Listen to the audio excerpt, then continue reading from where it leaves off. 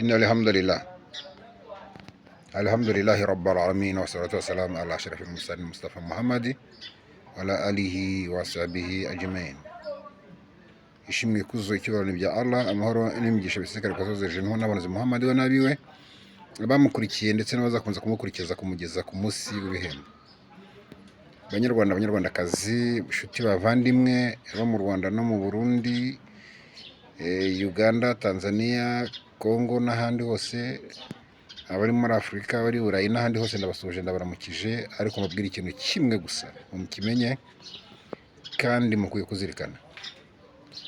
Abanyarwanda dufite akaga kandi dufite ibibazo bikomeye cyane, kandi dufite n'icyo nakwita ububwa bukomeye.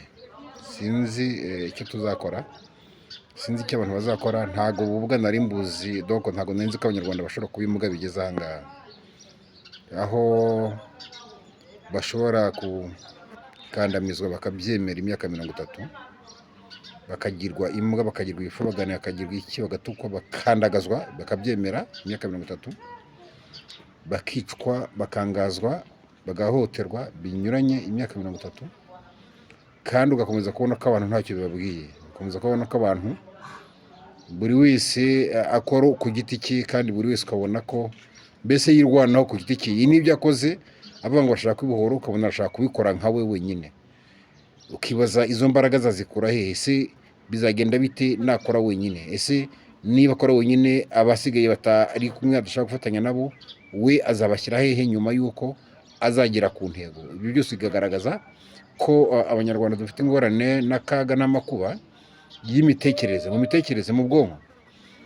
Ndagira ngo mbabwire ko mfashe uyu mwanya mu Rwanda. Abanyarwanda barashize, mfite amakuru. Hari umuvandimwe wakoraze ku mwenegihugu,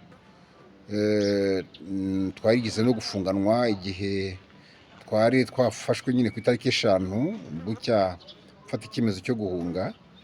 Twari turi kumwe n'umunyamakuru wemewe, uzwi, ufite ibyangombwa by'itangazamakuru, Eric Uwimbabazi.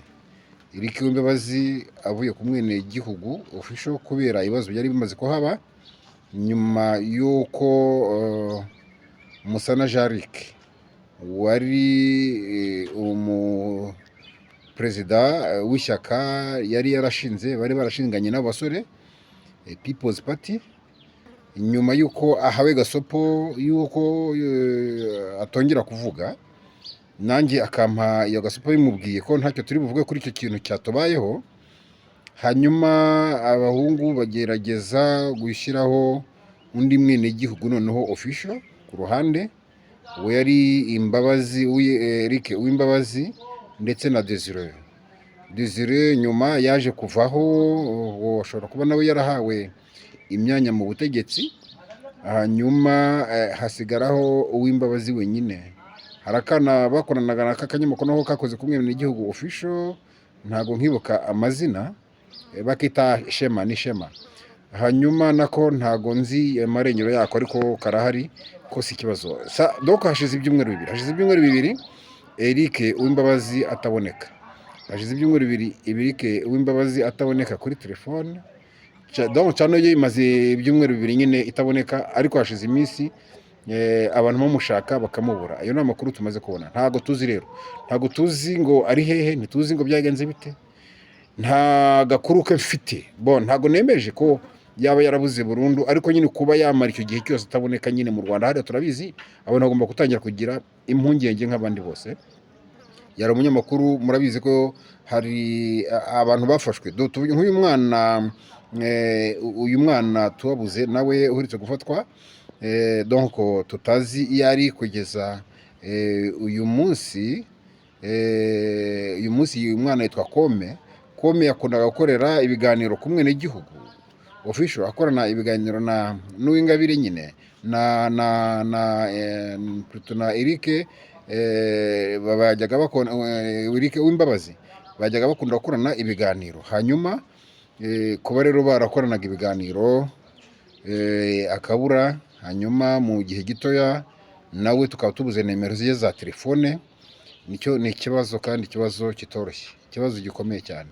Hanyuma ikibazo mfite rero, ikibazo mfite ni ukuntu umuntu w'umunyamakuru nka Ingabire, nka Eric Uwimbabazi, yabura igihe kingana n'icyo abuze, kuko njyewe ubwanjye maze iminsi mushakisha kuri telefone nkamubura. Urumva ntabwo nagombaga guhita nibaza, nashobora kubaza wenda ko ari telefone yagize ikibazo. Ariko uyu munsi hari amakuru nabonye abantu bambwira ko rwose atagihari, no kumuhamagara mu buryo buri direct mu Rwanda ntabwo bari kumubona.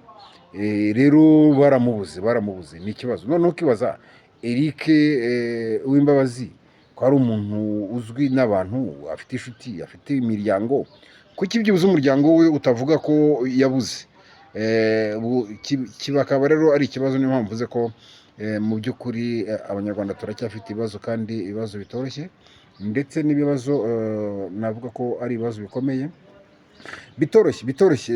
Rero ni impungenge zikomeye, kuko nk'uko nababwiye umwenegihugu official umaze ibyumweru bigera kuri 2 udahitisha ibiganiro, kandi ibintu bitabagaho.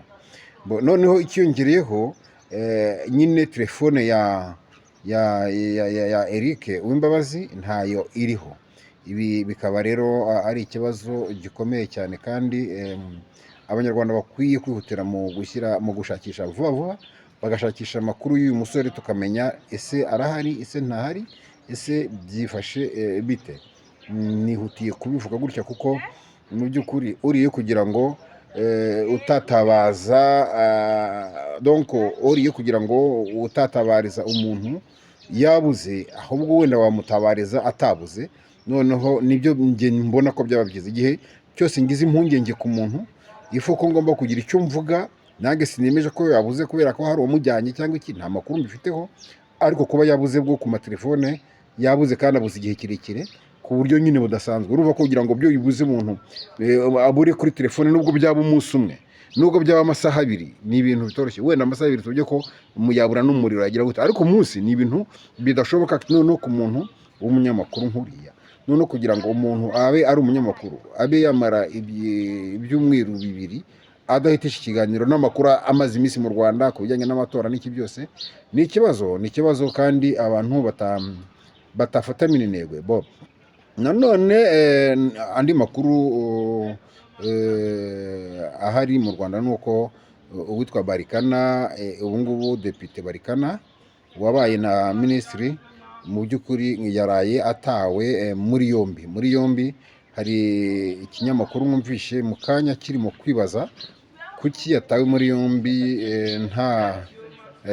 nta nyandiko yasohotse ibanza kugaragaza ko yaba yeguye, kandi mu by'ukuri ariko itegeko rivuga. Ahubwo RIB ikavuga ko yamufashe, kandi yabazwa, Murangira yabazwa kuki yafashwe.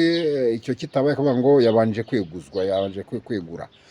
Ibyo ngibyo rero kuba ari we wabitangaje, hari umunyamakuru washekeje cyane yavuze ati ubwo ngubwo Murangira turamugira umuvugizi wa RIB, ariko kandi n'umuvugizi w'inteko ishinga amategeko, donc wabyo byombi. Ibyo rero ni akanyuzemo, ni akantu yavugaga nyine, mbese ashaka kuhinyura ko ibyo bintu byakozwe atari byo. Rero banyarwandakazi, amakuru nashakaga kubaha muri aka kanya mato cyane nayo ngayo, nagira ngo mbamenyeshe ko twabuze umuntu. Noneho natangiye nyine ngaya abanyarwanda, twigaya, mvuga ko turi ba feke. Nakoje wenda imvugo itari yo ngo abanyarwanda turimbwa, nange nishyizemo, ariko mujye mubyemera kandi baranabitwita. Hari igihe umuntu avuga gutyo ugasanga abantu barakariye nkanjye bivuze gutyo, kandi hari umuntu ubibita kandi akabibita hari icyo ashingiyeho. Noneho ngewe kuba umuntu yabibita nka perezida agahaguruka akavuga ati mwebwe murimbwa, mu bushyo bw'imbwa, nta bushyo bw'imbwa bubaho, ndetse muri nk'isenene. Biriya ngewe yabivuze ntabwo bindakaza, ahubwo ngewe ndavuga nti okay, yiba wabivugaga kenshi, ahubwo abantu bakasobanukirwa, bakamenya, bakatekereza, bakavuga bati natwe tugomba kuva muri ubu buga koko, kuko abivuga kubera agasuzugura aba yabasuzuguye, kubera ibyo abakorera, kubera iki. Noneho yatekereza ko mufite imbaraga zihagije zo kugira icyo muhindura, akabona mutabikora akabita imbwa. Ni ubwo buryo umuntu yita abantu imbwa. Donc nka perezida wa repubulika Kagame adukorera ibintu bibi, agahitamo no kutwita imbwa iyo abonye dufite ubushobozi bwo kugira icyo twabikoraho ariko ntitugire icyo tubikoraho. Bituma rero atwita imbwa, akatwita isenene, kubera ko hari igihe turyana bitari ngombwa. Nk'ubu ngubu njye naba mvuze gutya mu Kanyanjama ngo watwise imbwa, ngo wakabije, ngo wagize gute, kandi njyewe ndi fenke, ndi umuntu wo hasi, nibwo nakwita imbwa ntacyo byagutwara. Ariko uriya wakwise imbwa we aba afite impamvu yabyo, kandi aba afite n'icyo yakoraho ashingiye kuri ubwo bubwa akubonaho. Ubwo rero urumva ko hari igihe abantu bajya mu bintu bitari ngombwa, abantu bakajya gushyamirana bitari ngombwa, abantu bakajya kurwanya ibidakwiye kurwanywa, ahubwo ugasanga bareka kurwanywa ibikwiye kurwanywa. Twakagombye twese hamwe gufatanyiriza hamwe tukirwanaho, tugashakisha uburyo twabaho, tugashakisha uburyo twagira uburenganzira bwacu, tugashakisha uburyo twagira igihugu tudashingiye ku bintu by'ubucucu n'ubugoryi bishaka kuvuga ngo uriya ni umututsi, uriya ni umuhutu, uriya ni umutwa, uriya yarize, uriya ntiyize. Buri wese afite umusanzu yatanga kandi ibintu bikagenda neza. Kuko donc ibintu byose babifatanyije, abantu bafatanyije, kuko ni uburyo utize afite ibyo ashoboye wowe utashobora, wowe wize, uwize nawe afite ibyo ashoboye utize atashobora, umututsi afite ibyo ashobora wenda umuhutu atashobora, umuhutu afite ibyo ashobora umututsi atashobora, bityo n'umutwe arakenewe, hari ibyo ashobora twese tutashobora. Donc mbivuze gutyo kugira ngo mbikore detail ngaragaza ko buri muntu wese akeneye undi, ariko ntabwo bivuze ko umututsi n'umuhutu badashobora kuba bose bagira umusanzu ungana, cyangwa se umwe akarusha undi gatoya, cyangwa se buri wese bakunganirana. Ariko ibyo ngibyo rero kuba abantu bavuga nk'ibyo, nk'umukuru w'igihugu cy'u Rwanda akavuga ko abantu ari imbwa, akavuga ko abantu ari isenene, aba ashaka kugira icyo abibutsa, ahubwo iyo abonye mutari kwibuka kandi yabibukije, birushaho kugira ngo akomeze abite imbwa, bite n'isenene, mbese abone ko nta kintu arushaho kubasuzugura, kuko aba yagerageje no kubabwira ariko ntimwumve.